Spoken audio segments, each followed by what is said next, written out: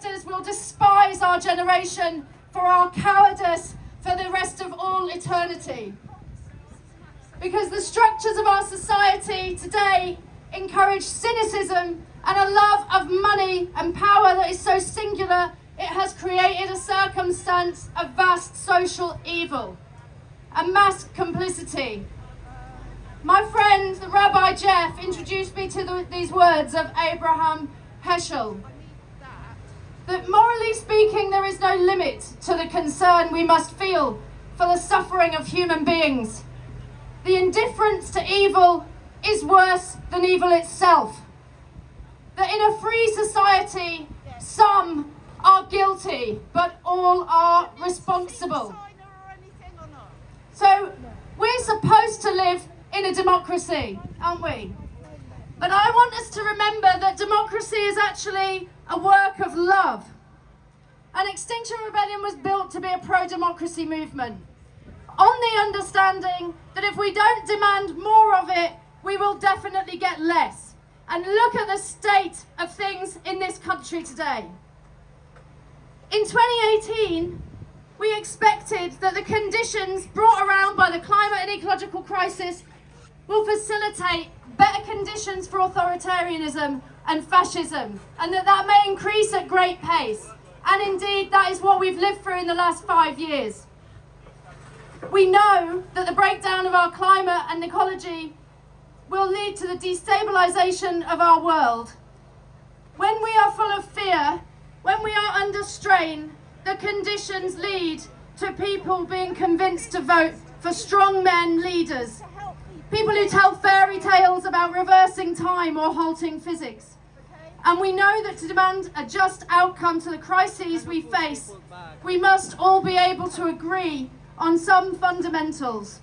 So we are determined to create social cohesion through political participation, to overcome division, to reject the poison of the culture war.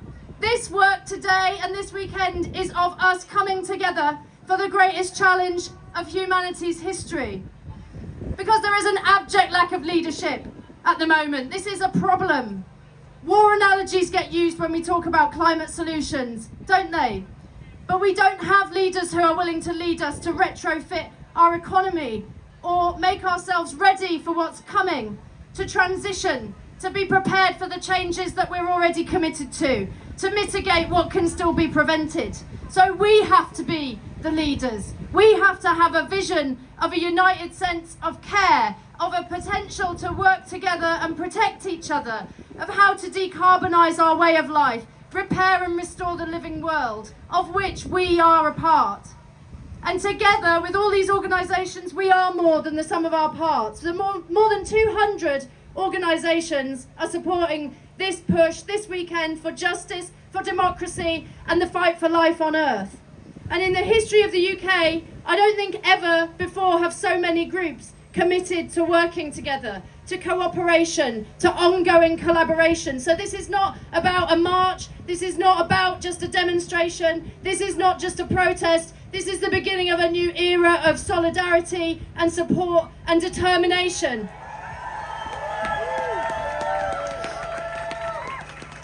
So please, whilst you're here, make sure that you talk to people you've never met. Make sure you learn about the causes you've never engaged with. Make it your focus and your commitment to work together. It's about being in a movement together, so we all need to know that we're facing the same direction, that we have a social theory of power, that the people hold the power in our society. Bring as many people along as you can, because we do not want to find ourselves in a position of regret. We may look back at the stability of these times and wish that we could have acted faster, that we could have brought more people with us, that we could have been more effective, because what is happening is irreversible and it is exponential, and we do find these things really hard to come to terms with. We're involved in change which will not happen linearly, and that is not only the climate, but it is social change happens in a non-linear fashion too. A friend told me that one of the first questions that the French Convention on Climate, one of the first questions the citizens asked was, if we don't have the mandate to redesign the economy, can we really meet the brief? And the phrase that we've been using to describe noticing this is that the people are way ahead of the people in power.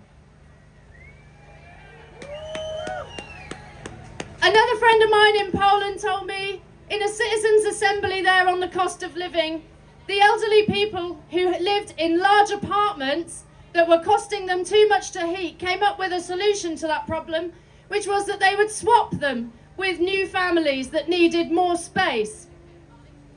People in there can't come up with creative solutions like that are common sense. We need ordinary people around the table to make decisions. And people have more instinct and more courage than our systems are allowing us to recognise. So it's become my opinion that democracy is a matter of faith. Faith in good people, faith in protest, faith in demonstration, faith in collaboration.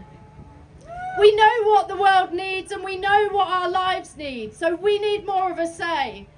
And we're prepared to strive together in compassion and the freedom, and we understand what it really means to work hard, and that love is hard work.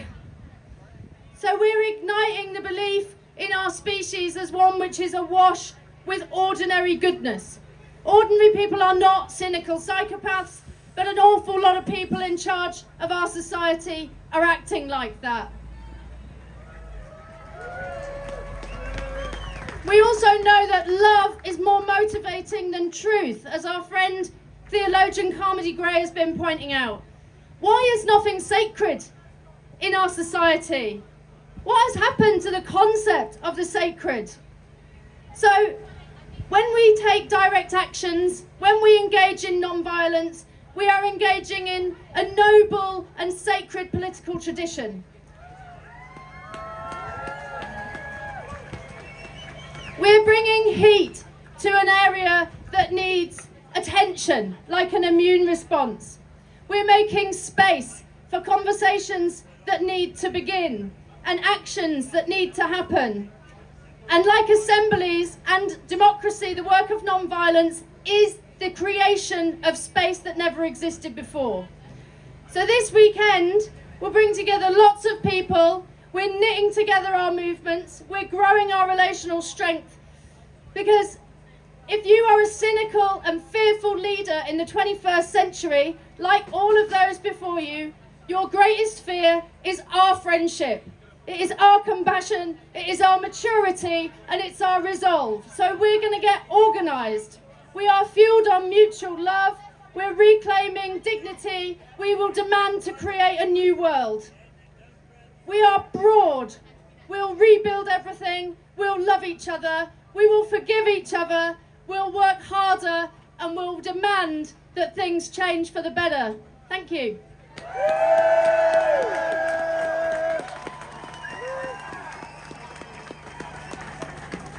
At the start of Extinction Rebellion 5 years ago, many of us were worried about what looked like a very narrow vision. XR kept steering clear of anything about poverty, anything about racism or exploitation. It kept trying to keep strictly to climate. Haven't we come a long way? There's been a lot of work done in XR, by XR, and outside XR. And the result is a movement that knows there is no contradiction between fighting for a livable planet and fighting for our daily bread. Fuel Poverty Action spent 10 years as a voice in the wilderness saying, look, climate change and poverty are twins. We said, these two catastrophes have the same causes and the same solutions. For years, that truth was marginalized. But it's obvious now, isn't it? Obvious that climate change and poverty, and wars as well, all these sources of misery, climate change, war and poverty, flow from dependence on fossil fuels, especially gas and oil, expensive fuels which just happen to have the little side effect of threatening life on Earth. Every year in the UK, around 10,000 people die of fuel poverty, many of them old and dying miserably, lonely, shivering deaths in cold, uninsulated bedsits, cold and damp as well. And in this wealthy country, they're often also hungry. A lot of solutions have been proposed by charities and campaigners and by the government to keep bills down or support people with their bills. Price caps, VAT exemption, Liz Truss's £78 billion handout, social tariffs. But measures like these are never enough to stop us going cold. And watch out, many of them end up channeling even more public money into oil and gas. That's more public money on top of all the other state subsidies for the fossil fuel industry. Public money, taxpayers' money, on top of the money that millions of parents have clawed out of their children's food budgets so they can feed their prepayment meters instead. There has to be an alternative, and there is one. Fuel Poverty Action is putting forward a new proposal for energy pricing called Energy for All. Last year, we handed in a petition for E4A with over 650,000 signatures. Under Energy for All, every household will get free the energy it needs for the basics: heating, lighting, washing, and for some people, charging wheelchairs, stair lifts, or maybe a respirator. This is how it works. It begins with needs. People are different. Our needs are not all the same, but they're all important. It's not means tested. It won't stop if you manage to climb off the breadline. But people using more than they need will pay extra for that privilege. They'll pay a higher tariff for leaving all the lights on in their mansions. This will discourage energy wastage and encourage insulation. The money from these higher tariffs will go towards the free energy for what we need. And the rest of the money to cover those needs will come from ending the fossil fuel subsidies completely. 4 weeks ago, we launched our Energy for All manifesto. It addresses some gross injustices: the need for retrofitting the UK's famously leaking housing stock. It addresses the way itinerant communities and people with district heating are excluded from many of the protections that other people can access. We hope some of you will join us on Tuesday outside the High Court, where we will be supporting Helen Simpson, a disabled woman who's taken on the DWP over the way they steal from people's welfare benefits to pay the energy giants. You can find the details on our Twitter feed and Facebook. Each of these injustices is crucial, but the key demand in our manifesto is energy for all, based on need, not profit. It's already gathered over 100 signatures from large and small organizations, MPs, notables, pensioners groups, tenants associations, trade unions, climate campaigns, some XR groups. People have supported the demand by everything from lobbying MPs to holding occupations in nice, warm public buildings. We call these actions warm-ups, and there have been dozens of them around the country this winter, organized by ourselves and people from Don't Pay and XR. We hope many people here will gather more support so this energy bill revolution can fulfill its promise, can end deaths from fuel poverty, end fuel poverty in fact, and can incentivize a switch to cleaner, cheaper, renewable energy and warmer, better built homes. The movement behind this demand will also help build this movement here, the critical, definitive battle, not only of our generations, but for all time. The movement to turn the tide on the changing climate as fast as we can, to the degree that we now can. I have to say it straight. How much our movement grows depends on it prioritizing people's concerns for financial survival, not as the only priority, but as a commitment. The forces on our side are humongous. There are millions of us fighting companies about the climate, but there are also invisible millions fighting the same corporations about their bills, millions resisting the suppliers breaking into homes to install a prepayment meter and collect their pound of flesh. The big one is a good time to remember that we really are many, and that the masters of the universe, the oil and gas companies, are very, very powerful, but they are relatively few. Thank you.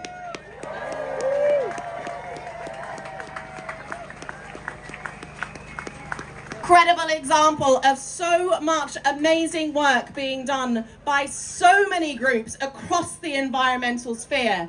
I think we all know that one of the massive things about this whole weekend is it's not just Extinction Rebellion, it is hundreds of other groups all coming together, united under the basic thing that we probably know how to run this better than they do. It's very, very simple. So it's a beautiful opportunity for everyone to learn so much more about the other campaigns and to get involved in things that start to interest them.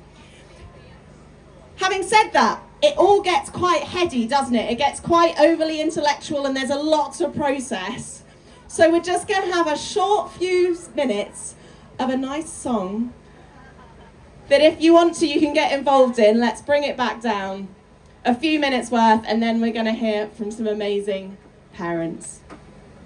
Kimway. Come on, use your voice, make a big noise. Come on, use your voice, make a big noise. Come on, use your voice, make a big noise. Come on, use your voice, make a big noise. Singing in the streets, gonna take on the world today. You got love on your face, full of grace, waving your banner all over the place.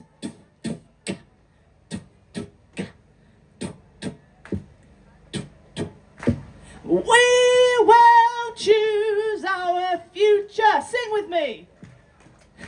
We will choose our future. We will choose our future.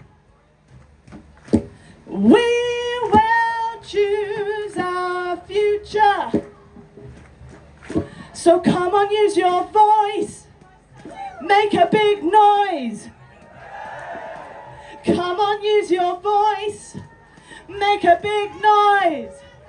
Sing it. We will choose our future.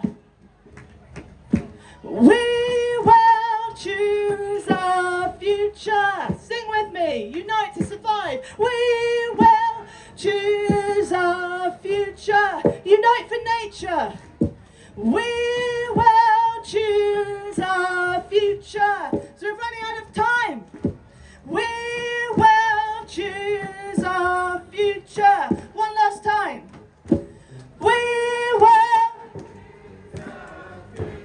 Yeah. Woo! Oh my days, look at this crowd, man. Look at this crowd. Look at this crowd. Can I just say thank you to every single one of you, because you've been campaigning for how long? How long you've been campaigning? And I see unity right now. Different groups recognising that our power is together. Together is what's going to frighten the establishment into making sure that we have a future for our children. A future for our nephews, our nieces, our brothers, our sisters. And more importantly, you are making sure that the voices who cannot be represented here in the South World are kept in the minds of those gits over there. Remembering that everything is centred through climate justice. There is not just one oppression going on because of fossil fuels. It's all interconnected. Whether we're talking about racism, whether we're talking about poverty, whether we're talking the attacks that are happening onto the trans community right now, it's all connected. I need you all to do me a favour. I'm in XR. I'm seeing various groups all standing here. The point today is to make connection with other groups and other individuals, to find out about their campaigns, to stand behind them in solidarity and make sure their voices are uplifted. So please remember, while you are here to make connections, to make sure that when we come back out on the streets again, we have even more people, we have even more influence, and you are doing your job. We are fighting on the behalf of nature. Yeah, big yourselves up, big yourselves up. The last thing I want to say is, I love all the intellectuals. I love all the professors, the doctors, the scientists. But remember, we've got to speak to the ordinary person who may not understand what climate justice is. They may not understand what reparations is, loss and damage. It's your job to go into communities and explain how we address these multiple problems. And the last thing I want to say is, again, a massive thank you for all of the work that you've previously done, but I can't wait to see about the work that you're going to do. Stay blessed! Thank you, Robin. So I think as many of us are aware, this fight is not about the UK alone. This fight is about the whole world, all our sisters and brothers around the globe. And there are so many groups representing those voices that can't be platformed here today. And there are so many people that are working incredibly hard behind the scenes that will never be platformed to try and keep the world afloat. So I'm introducing now Shoda and Sarah from the Women of Colour in the Global South Strike. And we're from Women of Colour in the Global Women's Strike. I'm from a family who have worked the land in the South. I'm a mother of 4 children. And I'm here to say our children want a future. It takes a lot of hard work to raise a family or work on the land in the South, and women and carers are under pressure. They're not given the support, they're not even given financial support. The reward goes to the polluters, and we want that money. We don't want the polluters to keep polluting. We want a future for our children. Our children want a future for their children. Let's save this planet. Let's save our children and our future generations. The Global South and ourselves up here too. Let's tell those polluters we want money. Let's tell those politicians to do the right thing. Let's hope we have a future. At 1 o'clock we have a speak out of a panel of caring for the community and planet, caring for people and planet, and that's going to be various speakers speaking out about disability, about racist policies, policing, etc. Please come and join us at 1 o'clock at Downing Street. Let's tell the Prime Minister. Thank you so much, Sarah. Your work is amazing. You're an activist I've worked with so much and I have so much respect for, and we appreciate everything you've done joining the big one. Today, right now, we're going to have Maya from Mothers Rise Up and Rowan from Parents for Future. Hi everyone, I'm Maya with Mothers Rise Up. This is Rowan with Parents for Future, and here we have Emmy, who's 4, and Jacob, who's almost 10. Woo! All a bit impromptu. We didn't expect this to happen in this way, so bear with us because I don't have a prepared speech. But what I want to say is that we are here, a whole bunch of parent groups, Mothers Rise Up, Parents for Future, XR Families, Mothers Can, lots of different groups, and we have a very simple and a very clear message, which is that we want a livable future for our children and for all children, and that really doesn't seem like too much to ask. And right now, children all around the world are bearing the brunt of the climate crisis, even though they have done nothing to cause it. And it's heartbreaking. And around the world, parents are rising because that's what we do. We move mountains to protect our kids. And we have to do that right now. And the movement is growing. And at Mothers Rise Up, we've been taking on some of the fossil fuel enablers, like Lloyd's of London. We've been outside the big corporate Goliaths who are continuing to fuel the climate crisis. And we are determined to keep going, because what's more precious than our kids and all kids. So here's to our growing and collective power, and it's so wonderful to see all of you, and we believe in a greener, fairer, more beautiful future. It is possible. It's so possible, and we're going to keep fighting for it together and with our kids. So thank you.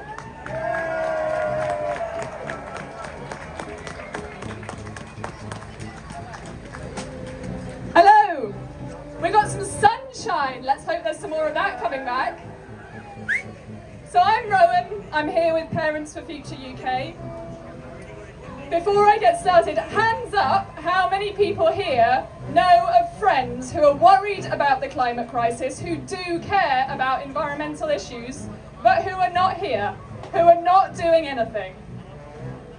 Everyone, right? The vast majority of adults in the UK are worried about the climate crisis, are worried about environmental breakdown. But many of them, as we know, are not doing anything yet. I'm going to come back to those guys in a minute. I'm a mum of 2 young kids, and I could spend all the time I have talking about how worried I am about their future. But instead, I'm going to talk about love, and about choices, about courage, and about connection. Love is an easy word to use in relation to parenting, but it's a really hard word to use in relation to the climate crisis. But it's why I'm here, it's why Parents for Future exists, it's why the parent climate movement across all these brilliant organisations, with Mothers Rise Up, with Mothers Can, with XR Families, and many more, it's why we exist, and it's why many of you are here today. Parents make decisions every day about our kids' long-term future. Decisions like what to feed them for breakfast, what kind of education they need. Decisions like the decision to come here today. Some of those are easy decisions and some of those are hard. And right now, the UK is the most difficult country to protest in out of any G7 country. It takes courage to raise our voices in this country, and particularly with kids. I remember that feeling really well. Back in 2019, I really remember feeding my baby daughter, watching coverage of the school strike movement as it spread across the UK. And I remember seeing that coverage and realising that the youth strike movement were fighting for my daughter's future, for her planet. And I realised in that moment that I needed to get involved as her parent. I needed to step up. But do you know what I did before I went along to any protest? I messaged a friend. I needed to know that someone else cared before I had the courage to step into action. And that's why Parents for Future exists. Because together, we can be much more courageous than we can alone.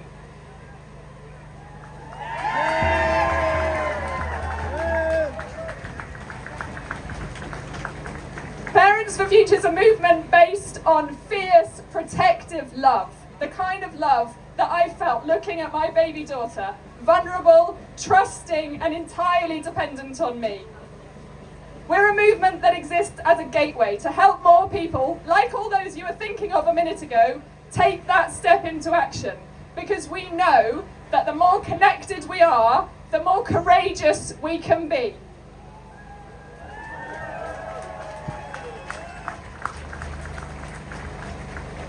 Love can motivate us. But if we're alone, it's scary to take action. I've realised that I alone cannot keep my kids safe in the face of the climate crisis. I can't alone give them the kind of joyful, healthy, beautiful, thriving planet that they deserve and that all kids deserve. So I'm here because of love, and because of joy, and because of beauty. I'm here because I want all kids in the world to have that thriving planet. Parents for Future's here to help connect communities with campaigning. We support people to take action, and if anyone would like to join us this afternoon, we'll be over at the Department for Energy Security and Net Zero creating a wind farm. Please join us. But we also provide emotional support because we realise that looking at the climate crisis as a parent is a lot, and we need emotional support alongside that. I firmly firmly believe that if anything is going to motivate millions of people to get involved in the climate crisis and to take action, it will be love. It will be connection that brings people in.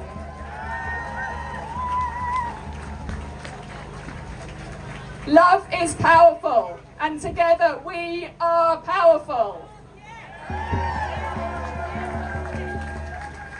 So, I mean, everyone looks fantastic today. Your rain macs are just gorgeous. You've made an effort. You're looking stylish. It's fabulous. I think we have the prize for the best dress, though. It's the founder of Fashion Declares, Safia Mini. Hi, my name's Saf, and I'm going to talk to you about fashion. As we started Fashion Declares at the beginning of 2022, and I'm Executive Director. This is an industry-wide bottom-up global movement of people working in the fashion industry who want to see rapid action in the climate, ecological and social emergency. I've had an intimate relationship with fashion for 30 years, not just the clothing in my wardrobe, but also with the farmers, the factory workers and the makers in our fashion supply chains. I've interviewed people trapped in modern slavery in our fashion supply chains, and I've proved how fashion can be done differently and work to fair trade principles. It can be done. Our interconnectedness with the natural world, each other and other species is clear. Many businesses recognise the need for urgent action to redesign our economy and every sector to operate within planetary boundaries. We must pull away from the use of fossil fuels, which our supply chains are currently dependent on. We must also pull away from modern slavery and move to a new era, one free of fossil fuels and built on redistributing the benefits of international trade. The fashion industry has no shortage of routes to a just transition. The race to the bottom must be replaced with a race to regenerate our soils, our communities and the biosphere. Business leaders are ready to relearn, to collaborate and to take the necessary action. And right now, what we need is for the government to facilitate the policy and the regulatory shift. Pursuing new fossil fuels is taking us backwards. In the last 50 years, fashion has become fossil fuel dependent. 2/3 of all fabrics are plastics and synthetics. The mills and the factories that produce our clothing in China, India and Bangladesh are all powered with fossil fuels. Even natural cotton is highly reliant on pesticides and fertilizers, all of which are produced with fossil fuels. So it's little surprise that the fashion and textile industry is said to contribute about 10% of global greenhouse gas emissions, and that this is on a trajectory to rise to 25% by 2050 if everybody globally starts to consume fast fashion in the way that we do. In the next 50 years, we need to switch to renewable energy and human power to power the fashion supply chains. We must switch to low impact materials like organic cotton and hemp and plant-based leathers. And we must switch to handcrafted clothing. Plastics and recycled polyester have a very small part in our fashion world. In the last 50 years, our global supply chains mean that we know less about the person who made our clothing. We're at the beginning of Fashion Revolution Week. Did you know that 50% of garment factory workers in Bangladesh don't even earn a minimum wage, let alone a living wage? And millions of children are child labourers and modern slaves and working within our fashion supply chains. The truth is, if we start to pay a living wage, and if we start to pay the real cost of extracting natural resources, We will slow down fashion. We will produce less. We will extract less. Many economists and scientists are saying that we have to cut fashion production by 75%. Many argue it's 95%. In this way, the environment will be able to sustain fashion. Currently, it's totally unsustainable. New relationships with fashion companies and suppliers need to be based on respect and not on exploitative buying and trading practices. In the last 50 years, our self-esteem and our status has become synonymous with what we buy and what we wear. We've doubled fashion consumption since 2000. We produce 150 billion garments every year. We throw away 75 garments each year, each one of us. And we slashed and we burned the Brazilian rainforest to make leather bags and shoes and jackets. We bought clothing and we dumped it on the global south. We recolonialized with our unfair trading practices, with our waste, and with our Western fashion standard. So in the next 50 years, we need to redesign the fashion industry to celebrate cultural diversity of fashion based on place and on location. And fashion and the fashion marketing machine needs to become a cultural power to promote low carbon lifestyles, creativity, and worldwide well-being. As we reduce what we buy and we simplify, we feel better about ourselves and the relationships that we have with each other. We will buy second-hand, we will repair and we will rent. We might buy 5 garments new each year, and those will be chosen because they're made with low-impact materials, handcrafted, and items that we treasure for life. Thank you very much. I'm glad to be with you today. Tell me, can you hear it? Getting stronger by the hour. Sing with me. Getting stronger by the hour. People. People. Power. Power. People. People. Power. People got the power. People got the power. Come on. Power to the people. Power to the people. Tell me, can you hear us? People getting louder. People getting louder. Power. Power. Power. Power. Power. Again. Power to the people. People got the power. People got the power. Tell me, can you hear us? Tell me, can you hear us? Getting stronger by the hour. Power. Power. Sorry, what? Power. Power. Power. Power. Good morning, you beautiful people. How are you doing?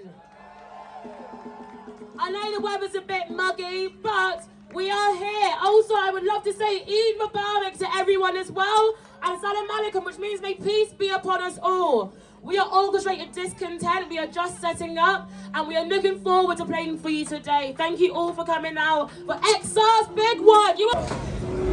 So guys, I think it's very clear why we're out here today as well, because something that we truly do want and that is affecting the whole world, especially in the global south, is climate change, and it kind of sucks, right? So let's do a bit of chanting so they can hear us in that little wee building over there, you know what I mean? So I'm gonna say, what do we want? You're gonna say climate justice. I'm gonna say, when do we want it? You kind of get it, yeah? What do we want? Climate justice. Sorry, I can't. What do we want? Climate justice. When do we want it? Now. What do we want? Climate justice. When do we want it? Now. What do we want? When do we want it? Now. What do we want? Climate justice. When do we want it? Now.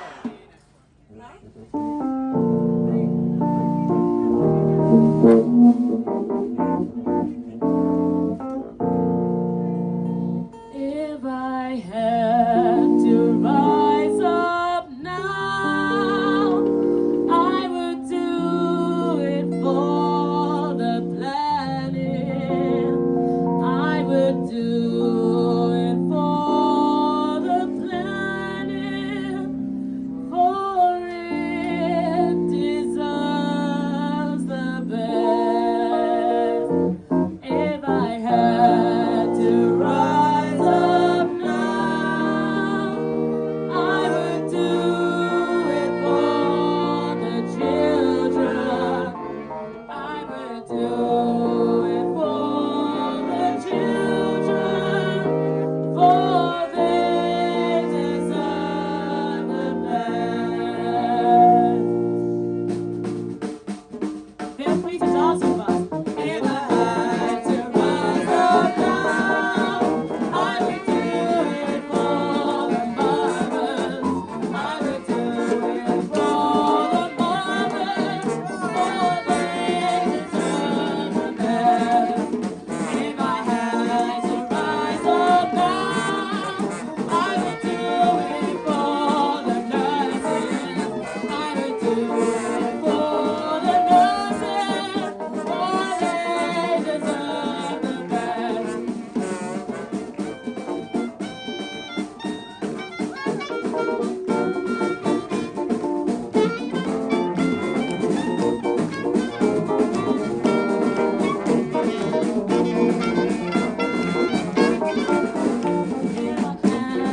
Rise up now, I would do it for the teachers.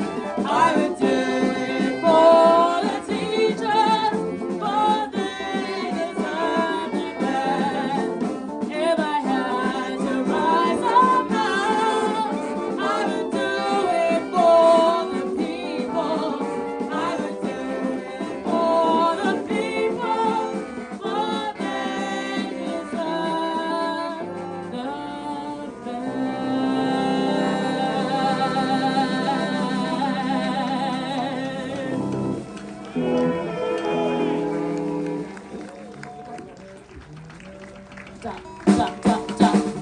Extinction.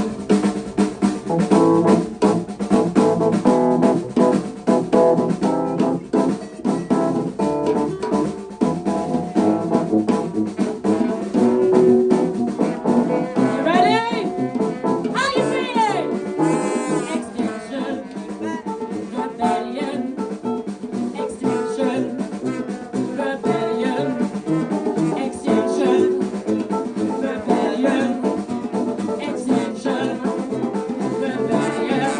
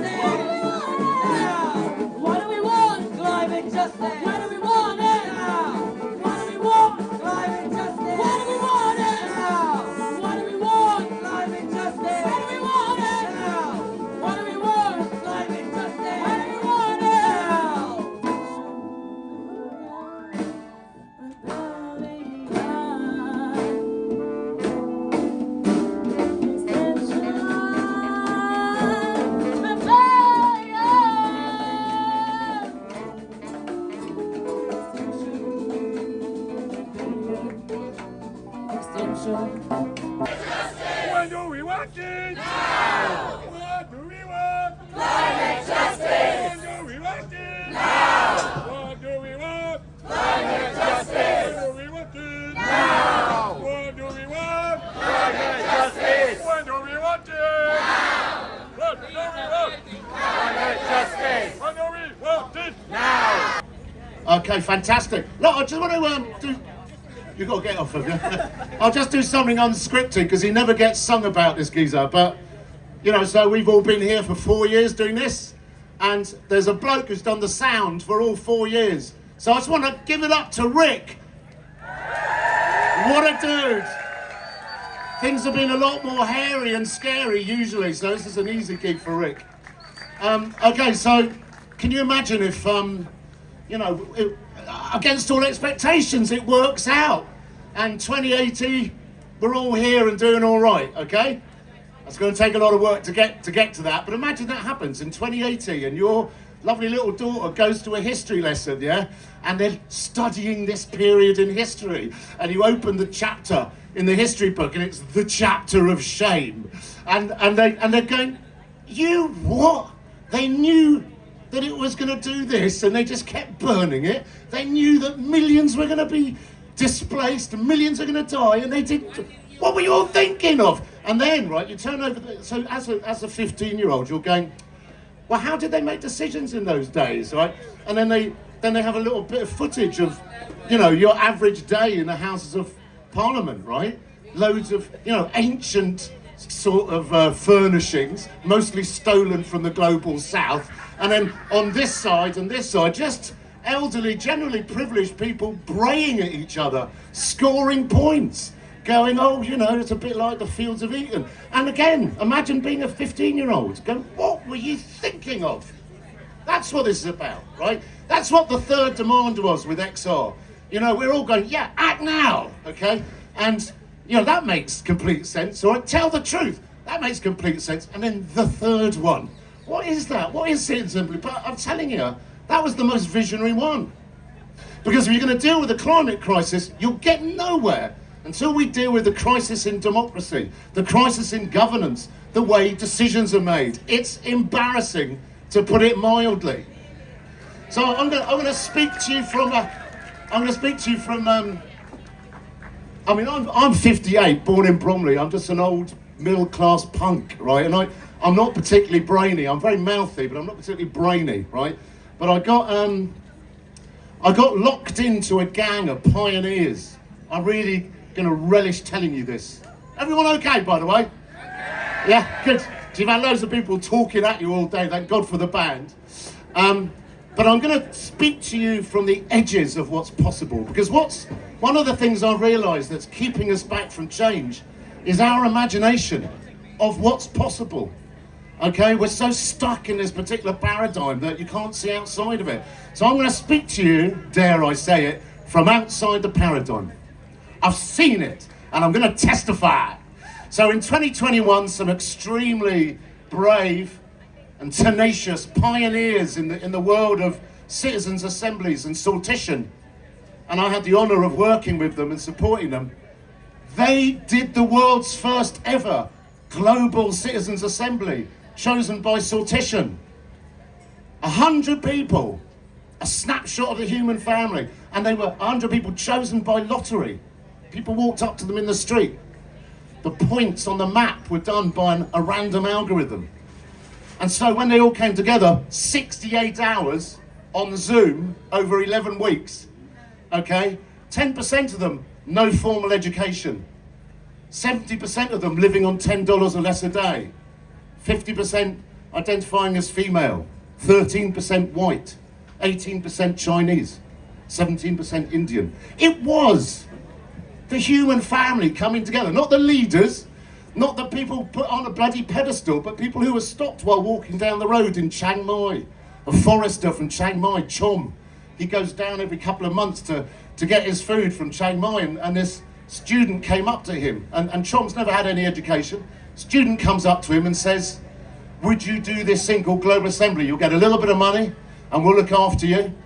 And Chom says yes. The next thing is, Chom is in these breakout rooms with a goat herder from Socotra, an island off Yemen, with a yoga teacher from Italy who used to be in Yugoslavia, who started the meeting by saying, I am a refugee, I come from a country that doesn't exist anymore, so I know what will happen. So you're Chom, you've got a goat herder from Socotra, you've got a yoga teacher originally from Yugoslavia, and then you've got a young farmer from the Congo and an elderly rural worker from Kerala. And they all fell in love with each other. And I want to share something beautiful with you folks, because I wept. So I was an observer watching these things, these breakout rooms, right? On Zoom, translators, note takers, facilitators, okay? 68 hours spread out over 11 weeks. So I was an observer. So the screen was off and the microphone was turned off. Thank God for that, because I wept, because we're beautiful and we've nearly forgotten it. We're absolutely full of love and compassion, a willingness to cooperate, a desire for all our children, for generations and generations to live in peace. We are all on that page. And that's who the human family is, and we've nearly forgotten. We've nearly forgotten. And something dawned on me the other day. I was looking at one of these meetings, and how did we get so lucky that through lottery, through chance, we got these extremely beautiful examples of humanity? And then I realised it's not luck, it's who we are. It's who we are, this is who we are.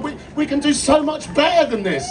That's you know, I'm not political, I'm not studying any politics or anything, right? But I'm telling you now, the word that describes this time in history is embarrassing. This is embarrassing, because we do so much better. Every single ordinary person, given the dignity of being taken seriously, given the information about the issue, they make decisions that have the well-being of us in the heart. Not decisions about scoring a bloody point or obeying what a lobbyist has said. No, that's all gonna go. That's the chapter of shame. And this movement is the first movement that's pushing that forward. Are you with me? Yeah! Run on! Keep it lit, ladies and gentlemen, you're beautiful. Proud of yourselves, be proud of yourselves. Okay. All right. I'm now going to introduce the next person. I started crying then, I don't even know it, but it's always a good sign. Did anyone out there get emotional? Yeah. Well, it's the truth. We are beautiful, it's the truth, all right? I'm not a bloody hippie. Okay, the legend. Nick Dearden from Global Justice Now, one of the huge alliance of groups that have come together. Please welcome Nick Dearden, and stay beautiful, keep it lit. Thanks so much, Jamie. Let's have a massive, massive cheer for Extinction Rebellion for bringing us here.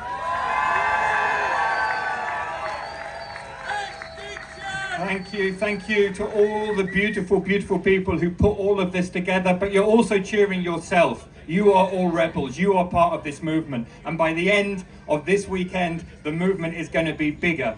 Everyone in the country will have heard about what we're doing, and people will join us, and that's what this is all about. It's about people power. It's about building that power, because only people, grassroots movements can change things, can bring about the change we need.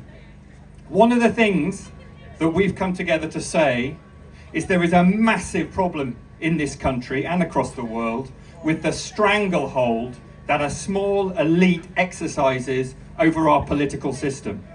It's not democracy.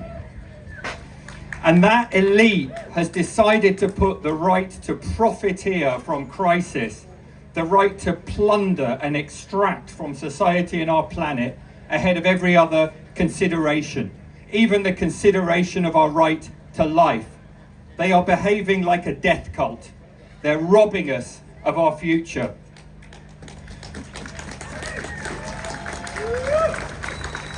And it's bad enough here, but unfortunately, the global economy is structured in exactly the same way. So the resources we need to live a decent life have been monopolized in a tiny number of hands, and decisions about our economy are being made by the few, for the few. And that's how we've got into this situation, a climate emergency which is fast becoming unmitigated catastrophe. is how we've got into this situation where even in this country, a rich country, many people are unable to heat their homes, while the 5 biggest oil corporations made nearly $200 billion last year. And it gets worse because they know what they're doing, and they've known what they're doing for a very, very long time. We know now that for 20, 30, 40 years, they knew what the problem was. They knew they were destroying our society and our planet, and they worked tirelessly to convince us, no, everything's fine. There's no problem here. Those people should be on trial for crimes against humanity. And at the very, very least, those corporations need to be taxed until the pipsqueak. We demand that they clean up the mess that they have made here and around the world. We demand that polluters pay the price for what they've done. The fossil fuel corporations and their backers in the City of London, the big banks, the hedge funds, and believe me, I think we're getting somewhere. I have never known a time in my life where those corporations are quite so unpopular. So let's keep going. But there's another problem. Internationally, these corporations, these corporate monopolies have created an economy in their own image. Their interests, their profits are protected by a whole range of trade deals and investment deals. And I want to let you know about one today called the Energy Charter Treaty. This is an international agreement which allows big businesses, including big fossil fuel corporations, to sue governments for taking pretty much any action they don't like. Governments around the world are being sued for taking the climate action that people like us are demanding.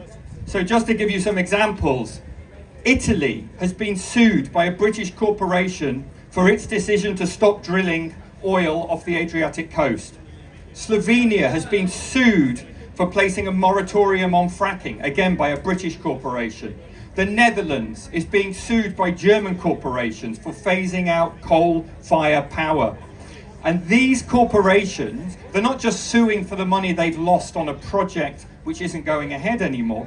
They are being sued for several times anything they have invested in those projects, because this system, the Energy Charter Treaty, means that any expected future profits become a kind of God-given right which should be protected, whatever the impact on human beings, whatever the impact on the planet. And this corporate court system is not only in the Energy Charter Treaty, it's a neo-colonial invention dreamt up in the 1960s by politicians, like British politicians, who decided they wanted to continue extracting from the rest of the world after their empires disappeared. And it's been used to extract and exploit ever since, and it is time to end this system.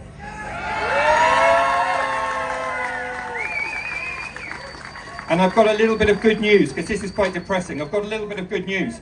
The system is crumbling. Country after country is leaving. Spain, Italy, Slovenia, Netherlands, Germany, France, and last week Denmark are leaving this system. It is crumbling. There is one government in Europe that is not left. Let's guess which one it is, shall we? Britain, the UK, has not left the Energy Charter Treaty. We must demand they do. And to any members of Parliament in that place who have been banging on for 6 years about our sovereignty, well, here's a real issue of sovereignty. How can you possibly allow your government to be sued for enacting decent, democratic public policy by greedy, multinational corporations? We will not accept it. Exit the Energy Charter Treaty now.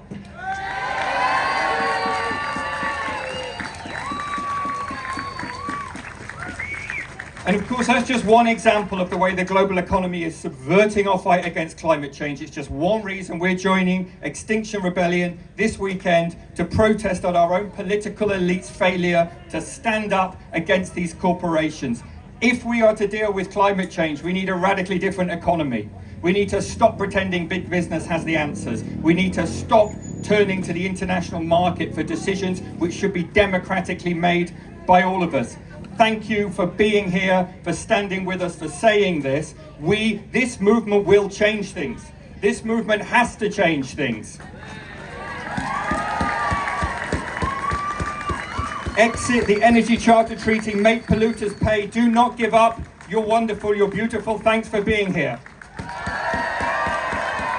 Out the light. Let's pretend it's the night before we knew. When we believed in love, when we believed in life, when we believed the truth was stronger than the lies. 'Cause even if it's just you and me, maybe we can still plant a tree every day until the earth is covered, and be strong in each other, in love and rage and grief. I'll hold you in love and rage and hope. We'll walk these streets with love and rage and all of our faith. We will heal our home.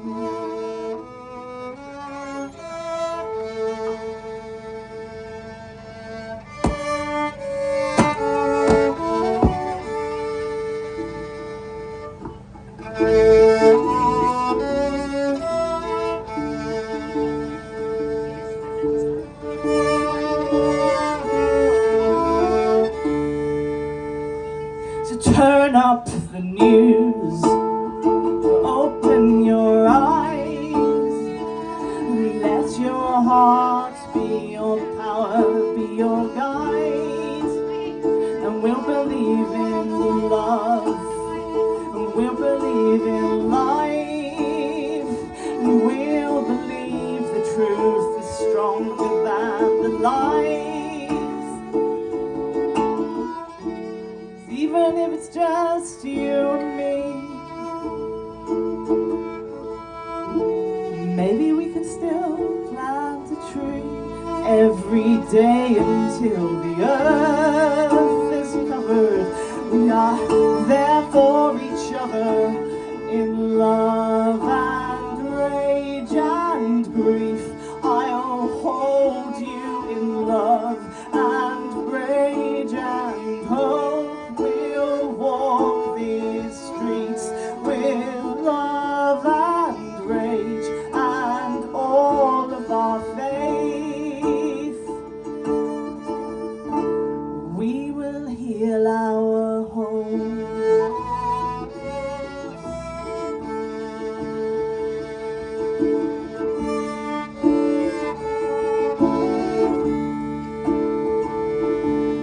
In love and rage and grief, we will heal our home. In love and rage and grief, we will heal our home. Sing together. In love and rage and grief, we will heal our home. In love and rage and grief, we will heal our home.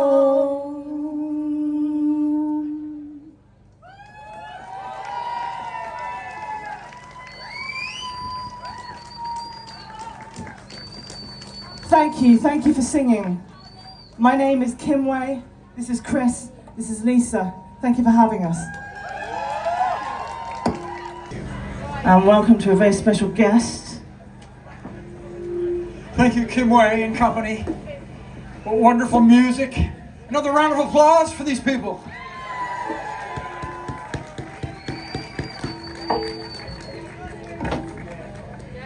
I'm the next MC for the next 14 hours. Yeah, get into it. I'm from New York City, from XR, New York. Let's sing hello to you through me, amen? And I'm with an outfit called the Earth Church. We're a secular group. We pray to the earth. We think that the earth is alive. The earth is with us right now. We've got some witnesses right over here. These trees are with us right now. I hope you like what we're saying. You like our preaching? Do you like our singing? Earth-alleluia. Somebody give me an earth-alleluia. Earth-alleluia. Yeah. Earth-alleluia. So honored to be here right now. I know that people are aware in New York of this. It will have its effect on us there. And this is rippling out a wave, a wind, a superstorm, a wildfire, if I can use those metaphors, going out across the world. Something about what we're doing needs to supersede the nation state, am I right? Something about what we're doing has to come straight from the earth to us, a part of the earth, agents for the earth, representing the earth, being the earth, worshiping life. Life-alleluia! Life-alleluia! All right, we're ready for our first guest. Am I doing my MC bit? Am I okay? All right, here we go. John Mahoney from the PCS Union. Take it away. Many thanks to be invited here. My name is John Maloney. I'm from the PCS Union. We are one of the few unions that is actually backing XR in its actions today and over the weekend and in the coming months. My union thinks it's vitally important that the trade union movement and the climate change movement work together and at one in moving forward to a just transition to the current economy. Not only to a greener economy, but a fairer economy. And that is within our grasp if we work together. However, there are very powerful movements and forces that can and are trying to drive a wedge between organised workers and the climate change movement. Those powerful forces are big oil, big gas, big coal, and also a whole legion of paid for and not so much paid for politicians. They are going to spread the lie that the climate change movement is about destroying mass livelihoods and jobs. They are going to spread the lie that somehow your concerns are different and distinct from that held by the common people of this country. They are going to make the argument to the trade union movement, don't support XR, don't support the climate change movement, because those people actually stand in opposition to organised labour. My union's position in response to all of that is no, no, no. We have a commonality of interests. First of all, we're inhabitants of this planet. Those of us who have children want to bequeath a better world than the world we have. Just transition can square the circle of maintaining employment, unionisation, but also moving to a just and better world. Another reason why my union supports the climate change movement is that we're internationalists. We're not little Englanders, little Britaners, etc. We see what the global changes are happening across the world, where cities like Karachi and other areas in the subcontinent are becoming increasingly inhabitable, where temperatures are heading towards daily 50 degrees, where human life starts to become unbearable. And that hits not the rich in Pakistan, India, and the rest of the world. That hits the poor, that hits the workers, that hits the trade unionists. We also say is that we're opposed to any arguments that particularly Tory ministers make that somehow the movement to climate change justice will cost ordinary workers vastly increased energy bills. The vastly increased energy bills have been caused by the current situation, the current economy, not by the new economy that we all want to move. So I'll finish on this, to re-emphasise that PCS, and I hope increasingly a number of other national unions, will all work together with XR and all the other campaigns. Together, and I know this is a cliche, but it's an important trade union cliche because it's true. United, we can win. United, we will win. The most important thing is to be and to start and remain united. Many thanks. John Maloney, amen, from the PCS movement. You know, that is such an important item for us, to go through the walls of class, to go into every kind of household, through the borders of race and gender. That's what happens when the earth comes up and rises up and has a superstorm. Those distinctions aren't made at that point. In that sense, bad weather's like a teacher. We've got to be as strong as a superstorm. Just go everywhere and talk to people in their language, have their language come back into us, and have their language influence how we talk. Amen. Talking and listening and talking and listening and talking and listening. This movement must go everywhere. Earth-alleluia.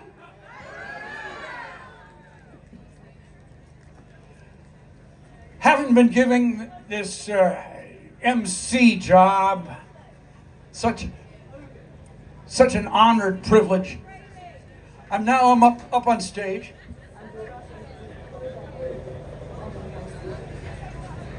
We now have, approaching the stage, Clover Hogan. Clover, where are you? I will try to match that energy with not one, but two microphones. There we go.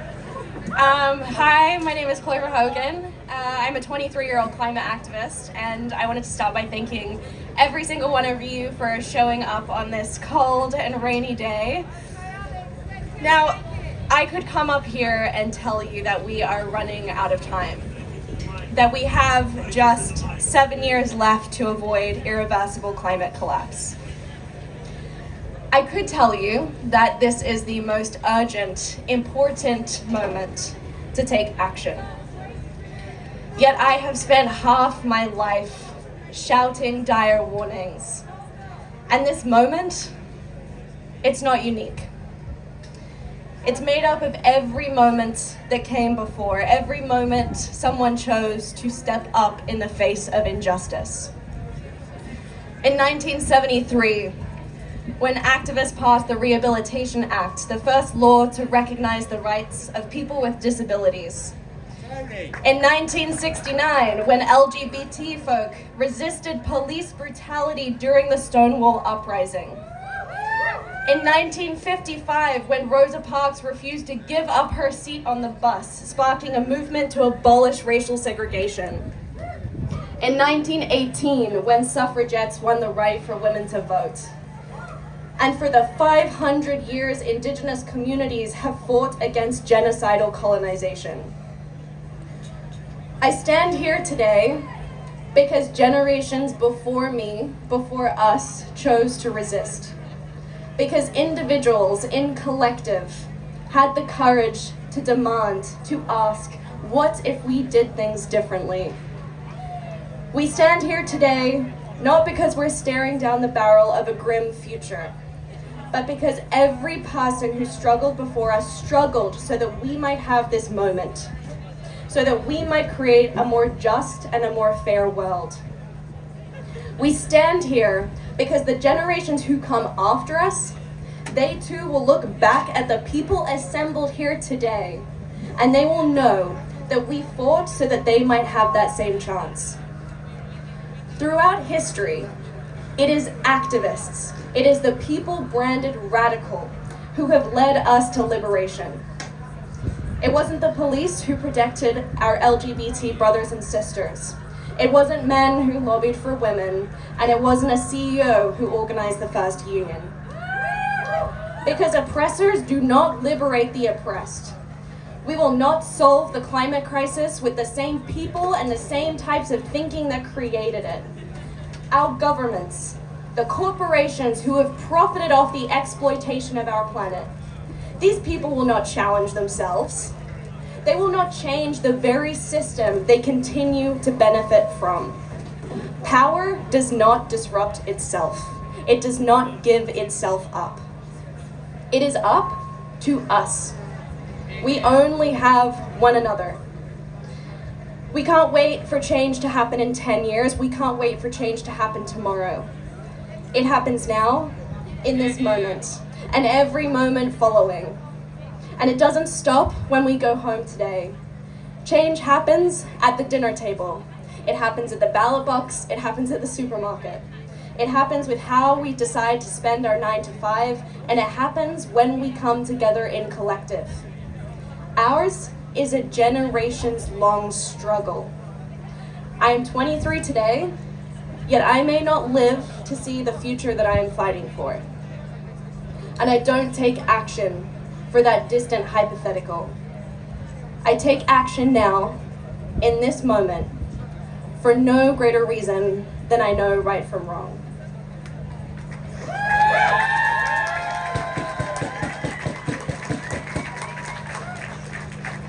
It is not right that 33 million people in Pakistan lost their homes to flooding. It is not right that the 5 largest oil and gas companies made $195 billion last year while people in this country struggled to keep their homes warm.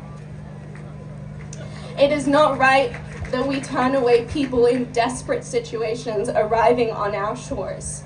And it is not right that every hour we lose another species to extinction because of our assault on nature.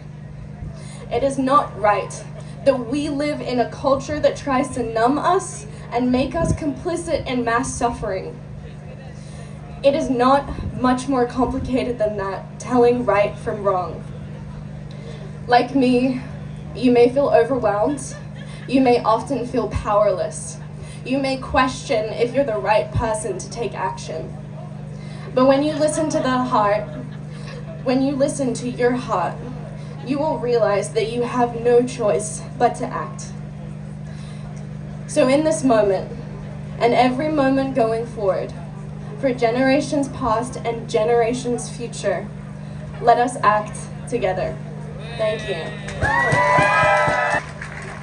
Clover Hogan. Follow the young.